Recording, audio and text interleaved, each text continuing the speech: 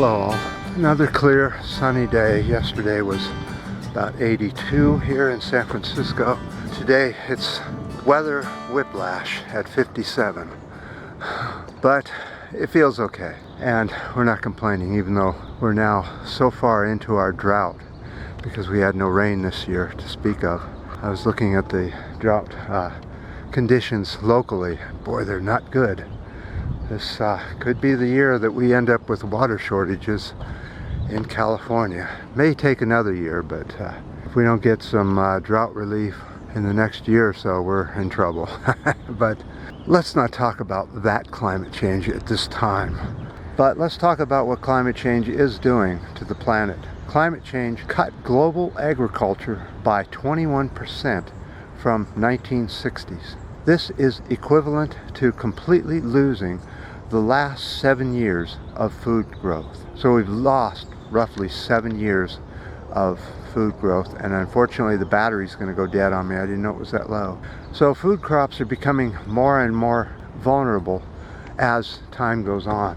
That's why I consistently say we've got to change to indoor growing, or we're going to starve to death within probably 3 years if this doesn't get taken care of, because they're saying that the food crops around the world are getting less nutritious and less volume to them.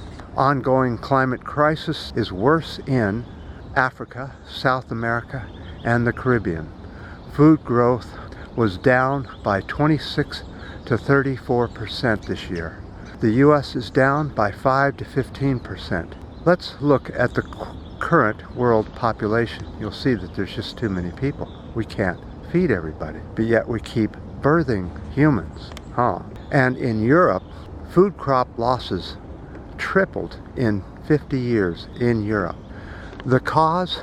Severe drought and heat waves have been getting worse and worse over in Europe. Crop losses in Europe were down 2.2% between 1964 and 1990. Remember, population's going up and our food production is going down. And unfortunately, in the European area, droughts and heat waves are becoming more frequent and more intense. Unfortunately, in Europe, most of the food crops are cereal, which is mostly fed, yes, to animals.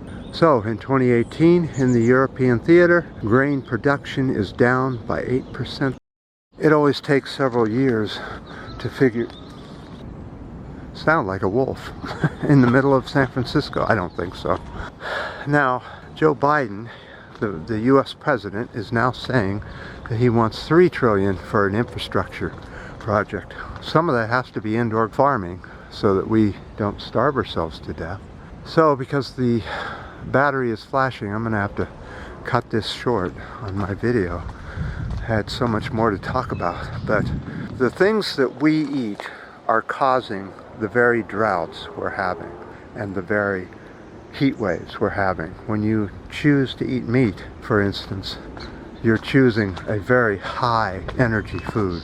It takes a lot of fossil fuel and a lot of grains and other food crops just to sustain the cattle. But the ratio between what you spend on growing meat compared to growing beans and rice and vegetables and fruits is much different, and we're really losing the ability to help ourselves by eating meat and high calorie foods. But that's one place people can do, is stop eating meat and becoming vegetarian. Just a thought. Anyway, I do appreciate all your comments on the last video, your ups and downs, and your good comments on this video. And until next time.